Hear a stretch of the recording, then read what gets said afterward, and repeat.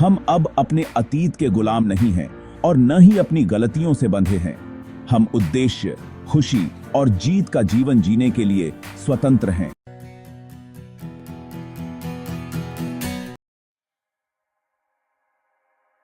क्या आप कभी ऐसा महसूस करते हैं जैसे आपकी जिंदगी में कुछ कमी है, जैसे कुछ महत्वपूर्ण छूट रहा है और आप उसे ढूंढ नहीं पा रहे हैं? जैसे आप एक ही जगह फंसे हुए हैं और कुछ नया चाहते हैं, एक नई दिशा, एक नई शुरुआत की तलाश में हैं। हो सकता है कि आप खालीपन महसूस करते करते थक गए हैं और अब एक नई ऊर्जा की तलाश में हैं, या फिर अपनी पुरानी गलतियों के बोझ तले दबे हुए हैं।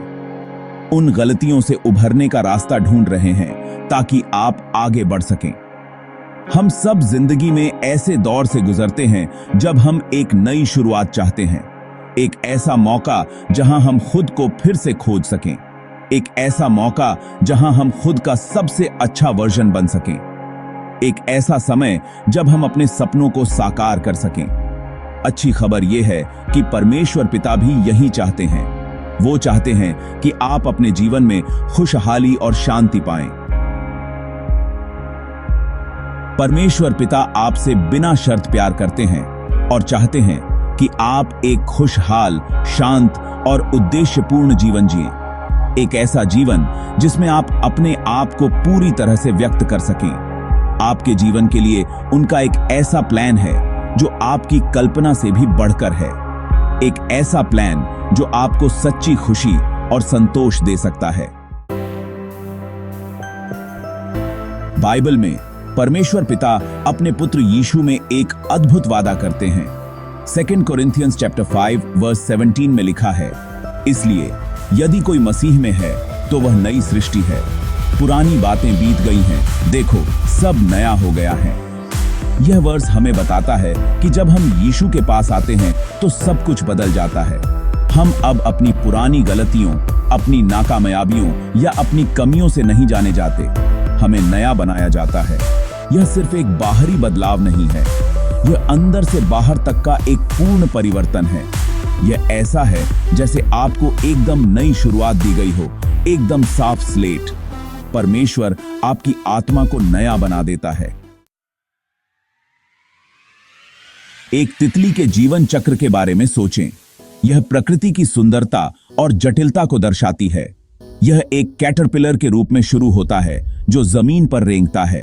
फिर यह एक कोकून के अंदर मेटामॉर्फोसिस से गुजरता है। जब यह बाहर निकलता है तो यह एक सुंदर तितली होती है। यह इस बात की तस्वीर है कि जब हम अपना जीवन यीशु को देते हैं, परमेश्वर पिता हमारी क्षमता को देखते हैं और हमें पहचानने में मदद करते हैं। उनके मार्गदर्शन में हम भी एक तितली की तरह ऊंचाइयों को छू सकते हैं।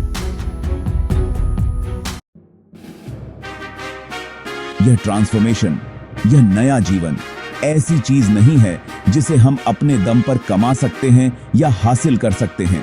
यह परमेश्वर पिता की तरफ से एक मुफ्त तोहफा है जो हमें उनके बेटे जीसस क्राइस्ट के बलिदान के माध्यम से दिया गया है। जीसस ने एक परिपूर्ण जीवन जिया और स्वेच्छा से हमारे पापों के लिए खुद को क्रॉस पर चढ़ा दिया। उनकी मृत्यु और पुनरुत्थान ने हमारी गलतियों और पाप की कीमत चुकाई, हमारे और परमेश्वर के बीच की खाई को पाट दिया। यीशु के कारण हम क्षमा, उपचार और अपने क्रिएटर के साथ एक बहाल रिश्ते का अनुभव कर सकते हैं। यह हमारे नए जीवन की नींव है। बंधन से आजादी की ओर। इस नए जीवन के बारे में सबसे आश्चर्यजनक चीजों में से एक है इससे मिलने वाली आजादी। अपराध बोध और शर्म से मुक्ति, पाप की शक्ति से मुक्ति, डर और चिंता से मुक्ति। क्राइस्ट में हम अब अपने अतीत के गुलाम नहीं हैं और न ही अपनी गलतियों से बंधे हैं। हम उद्देश्य, खुशी और जीत का जीवन जीने के लिए स्वतंत्र हैं। हम आत्मविश्वास के साथ चल सकते हैं, यह जानकर कि परमेश्वर हमसे प्यार करते हैं और हमें स्वीकार करते हैं जैसे हम हैं।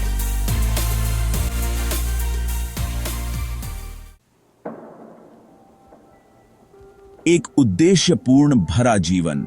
जब हम अपना जीवन क्राइस्ट को देते हैं तो हमें एक उद्देश्यपूर्ण जीवन मिलता है। हमें परमेश्वर के साथ रिलेशनशिप बनाने और दुनिया में बदलाव लाने के लिए बनाया गया था। हम अपने अद्वितीय उपहारों और प्रतिभाओं की खोज करते हैं और हमें दूसरों की सेवा करने और परमेश्वर की महिमा लाने के लिए उनका उपयोग करने में खुशी मिलती है। जीवन अब केवल अपने बारे में नहीं रहा, यह कुछ बहुत बड़ा हो जाता है। हमें दूसरों से प्यार करने और उनकी सेवा करने में अर्थ मिलता है और हम उस अविश्वसनीय शांति का अनुभव करते हैं जो यह जानकर मिलती है कि हम परमेश्वर की इच्छा में जी रहे हैं। नए जीवन का नेवता। अगर आप एक बदलाव चाहते हैं, अगर आप अपने जीवन में एक नई दिशा की तलाश कर रहे हैं, एक नई शुरुआत चाहते हैं, एक ऐसा जीवन जो आपके सपनों से भी परे हो, तो यह उतना ही आसान है जितना कि अपने दिल को खोलना और यीशु को अंदर आने के लिए कहना। विश्वास करें कि जीसस आपके पापों के लिए मरे और फिर से जीवित हुए। उसे अपने जीवन के लॉर्ड या प्रभु के रूप में स्वीकार करें और आप बच जाएंगे। यह एक नया जीवन शुरू करने का वादा है। नए जीवन के लिए परमेश्वर से प्रार्थना। आइए साथ मिलकर प्रार्थना करें। प्रिय परमेश्वर पिता, मैं आज आपके पास आता हूं जैसा मैं हूं। मैं स्वीकार करता हूं कि मुझे अपने जीवन में आपकी जरूरत है। मैं मानता हूं कि यीशु मसीह मेरे पापों के लिए मरे और फिर से जीवित हुए। मैं आपसे अपना दिल खोलता हूं और आपसे अपने जीवन में आने के लिए कहता हूं। मुझे माफ करने और मुझे नया बनाने के लिए धन्यवाद। मैं आपका अनुसरण करने और आपके लिए जीने का फैसला करता हूं। आमीन।